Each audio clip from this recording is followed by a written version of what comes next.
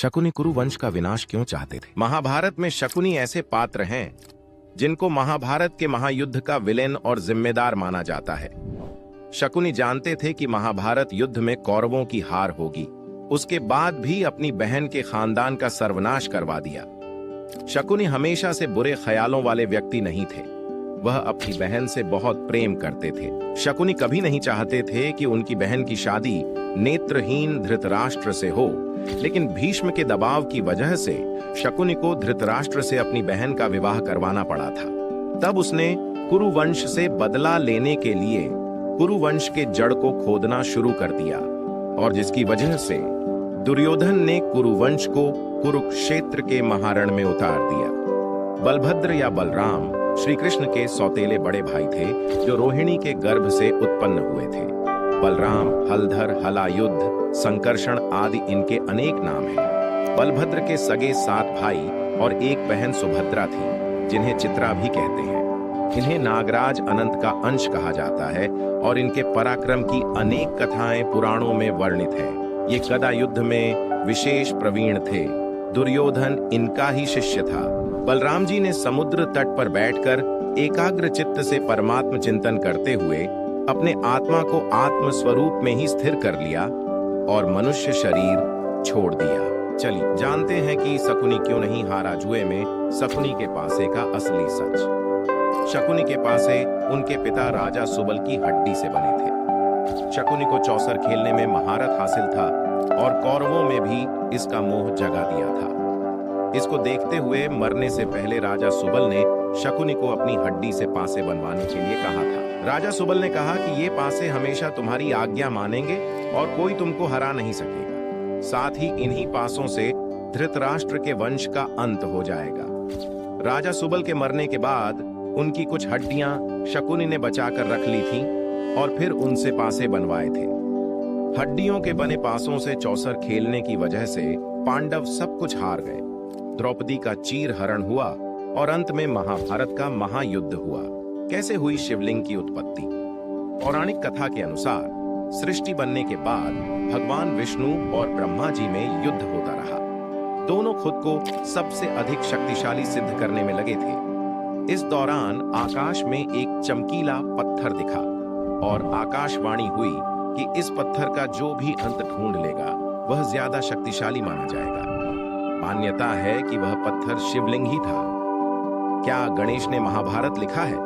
महाभारत के बारे में सबको पता होगा और बहुत से लोग महाभारत देखें और सुने होंगे, लेकिन कुछ ऐसी बातें महाभारत के बारे में भी नहीं जानते।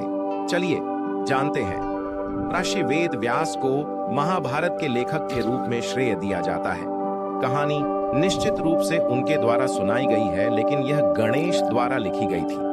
दूसरे शब्दों में, व्यास द्वारा ऐसा करने के लिए कहने के बाद उन्होंने प्रतिलेखन किया, लेकिन गणेश ने एक शर्त रखी कि व्यास को बिना रुके पूरा महाकाव्य सुनाना होगा। चलिए आज जानते हैं नरकासुर की मृत्यु कैसे हुई।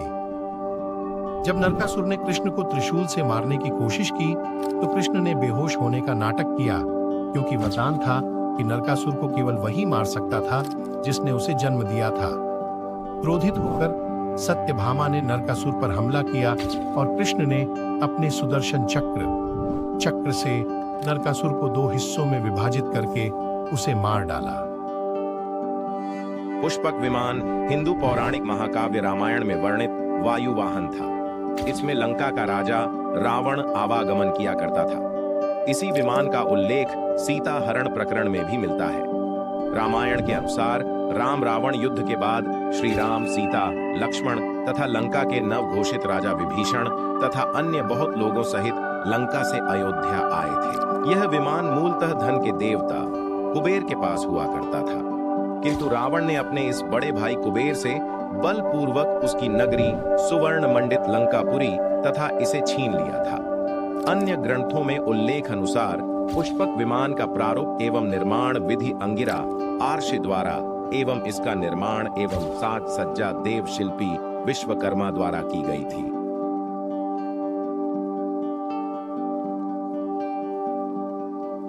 क्या आप जानते हैं कि रावण को यह नाम शिव से मिला था?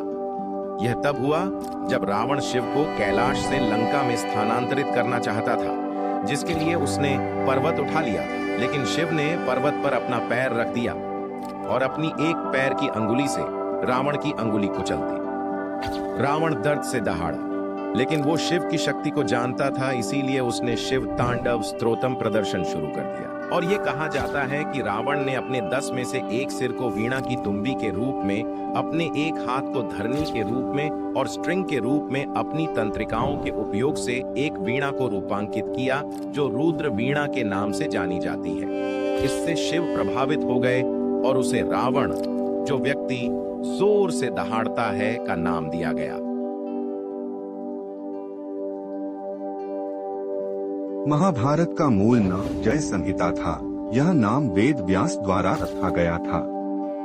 आरंभ में इसमें केवल 8,800 श्लोक थे और गणेश द्वारा लिखित श्लोकों का मूल नाम जय था।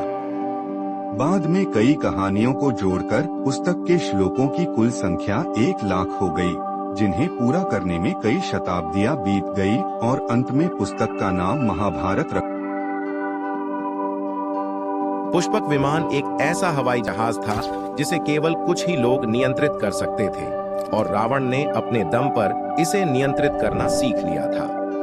रावण के पास इस तरह के कई हवाई जहाज थे और उन्हें उतारने के लिए हवाई अड्डे भी थे। महियांगना में वैराग नटोटा और गुरुलुपोथा, हॉटन मैदानों में थतुपोल कांदा, कुरुनेगाला में वारियापोला। कुछ ऐसे जगहें हैं लंका में जिन्हें आज भी हवाई अड्डे के रूप में देखा जाता है, जिसे रावण ने उपयोग किया था। इसके अलावा रावण एक असाधारण वीणा वादक भी था और ऐसा माना जाता है कि उनको संगीत में गहरी रुचि थी। आखिर क्यों रावण ने शनि देव को जेल में कैद कर दिया? रावण एक असीम गति का आदमी था। उन्होंने किसी से भी तेज होने की तकनीक में महारत हासिल कर ली थी और इसीलिए वह किसी की भी कैद के हर प्रयास से बच जाता था। वह इतना शक्तिशाली था कि वह ग्रहों की स्थिति को भी बदल सकता था। अपने बेटे मेघनाद के जन्म के दौरान रावण ने सभी ग्रहों को अपने बेटे के 11वें घर में रहने का निर्देश दिया था, परंतु शनि या शनिग्रह ने ऐसा करने से इनकार कर दिया और वे 12वें घर में स्थापित रहे। शनि देव के इस व्यवहार के कारण रावण ने उन्हें गिरफ्तार कर कारावास में डाल दिया था। महाभारत का मूल नाम जय संहिता था। यह नाम वेद व्यास द्वारा रखा गया था। आरंभ में इसमें केवल 8,800 श्लोक थे और गणेश द्वारा लिखित श्लोकों का मूल नाम जय था। बाद में कई कहानियों को जोड़कर पुस्तक के श्लोकों की कुल संख्या 1,00,000 हो गई, जिन्हें पूरा करने में कई शताब्दियां बीत गई और अंत में पुस्तक का नाम महाभारत रखा। महाभारत के युद्ध क्षेत्र में जब अर्जुन ने अपने ही गुरुओं, भाइयों और रिश्तेदारों को सामने खड़ा देखा तो उसका मन विचलित हो गया। उसने गांडीव नीचे रख दिया और कहा, मैं अपने ही अपनों का वध कैसे करूं? उसी क्षण श्री कृष्ण ने अर्जुन को गीता का उपदेश दिया। उन्होंने समझाया कि आत्मा अमर है, केवल शरीर नश्वर है, इसलिए मोह और आसक्ति छोड़कर अपने कर्तव्य का पालन करना ही सच्चा धर्म है। गीता का संदेश केवल अर्जुन के लिए नहीं, बल्कि संपूर्ण मानवता के लिए। भीष्म पितामह ने क्यों लिया श्राप? भीष्म पितामह ने किसी श्राप को स्वयं नहीं लिया था, बल्कि उन्हें 2 अलग-अलग परिस्थितियों में श्राप मिले थे। एक श्राप उनके पूर्व जन्म में वसुओं के रूप में किए गए कार्य के कारण था, जब उन्होंने आर्षि वशिष्ठ की गाय चुरा ली थी। दूसरा श्राप उन्हें अंबा नामक एक स्त्री के द्वारा मिला था, जब उन्होंने अपनी ब्रह्मचर्य की प्रतिज्ञा के कारण उससे विवाह करने से इनकार कर दिया था।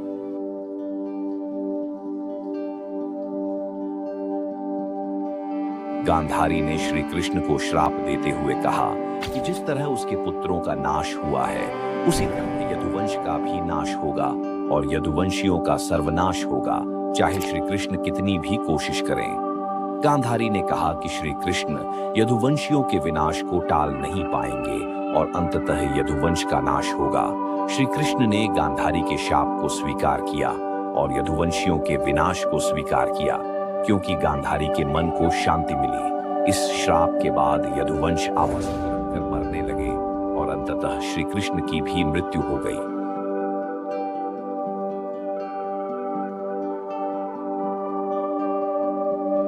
महाभारत में भीम को दुख देने वाला योद्धा हनुमान जी थे। उन्होंने भीम को उसकी शक्ति और घमंड पर सबक सिखाने के लिए ऐसा किया था। चलिए और विस्तार से जानते हैं। एक कथा के अनुसार भीम यात्रा के दौरान एक विशाल वानर से टकरा गया था, जो वास्तव में हनुमान जी थे। भीम ने वानर से रास्ते से हटने को कहा, लेकिन वानर ने अपनी पूंछ नहीं हटाई। भीम ने वानर को धमकाने की कोशिश की, लेकिन हनुमान जी ने अपनी असली पहचान प्रकट कर दी। उन्होंने भीम को समझाया कि शक्ति का उपयोग दूसरों की मदद के लिए करना चाहिए, न कि घमंड के लिए। शिखंडी कौन था और भीष्म की मृत्यु का कारण कैसे बना? शिखंडी महाभारत का एक पात्र था जो पूर्व जन्म में अंबा नाम की राजकुमारी थी। अंबा को भीष्म ने अपहरण कर लिया था और बाद में उसे छोड़ दिया था। इससे अंबा में भीष्म से बदला लेने की प्रतिज्ञा हो गई और अगले जन्म में शिखंडी के रूप में जन्म लिया। शिखंडी को पुरुष रूप में जन्म दिया गया और युद्ध में भीष्म के सामने खड़ी हुई भीष्म ने शिखंडी को स्त्री समझकर उस पर शस्त्र नहीं उठाया, जिससे अर्जुन ने उसका लाभ उठाकर भीष्म को बाणों से छलनी कर दिया।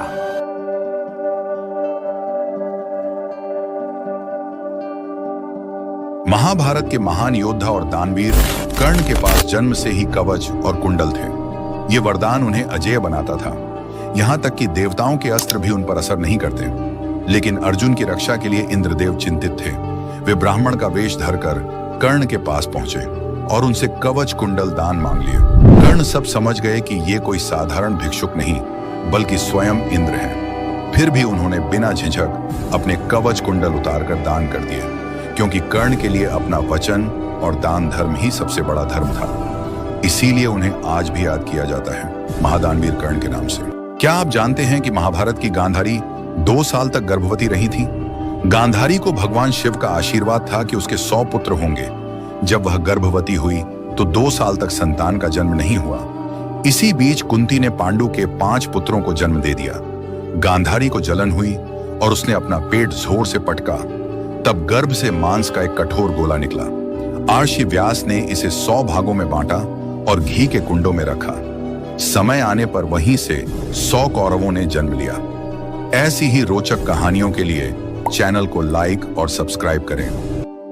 महाभारत के युद्ध में कई दिव्य अस्त्र थे, लेकिन सबसे खतरनाक अस्त्र था ब्रह्मास्त्र कहा जाता है। इसके प्रयोग से पूरा क्षेत्र जलकर राख हो जाता, धरती बांझ हो जाती और जीवन का नामो निशान मिट जाता। अर्जुन, कर्ण, द्रोण और अश्वत्थामा जैसे योद्धा इसे चलाना जानते थे, पर असली डर तब पैदा हुआ जब युद्ध के अंत में अश्वत्थामा और अर्जुन दोनों ने एक साथ ब्रह्मास्त्र छोड़ दिया।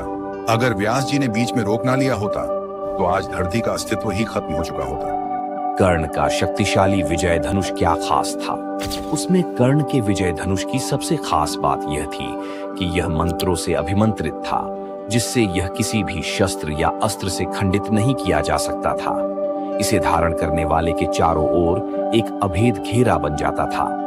किसी भी अस्त्र शस्त्र को प्रवेश करने से रोकता था। इस धनुष से निकले तीर बहुत शक्तिशाली होते थे और किसी भी रथ या वस्तु से टकराने पर उसे दूर तक घसीट ले जाते थे। क्या आप जानते हैं, महाभारत में ऐसे 3 योद्धा थे जिनसे खुद लंका का राजा रावण भी डरता था।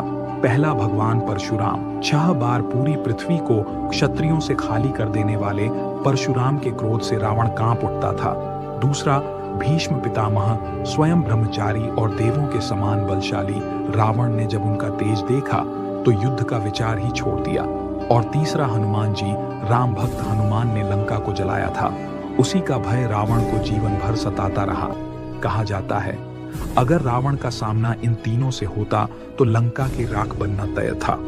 ऐसे ही अद्भुत तथ्य जानने के लिए चैनल को सब्सक्राइब करें।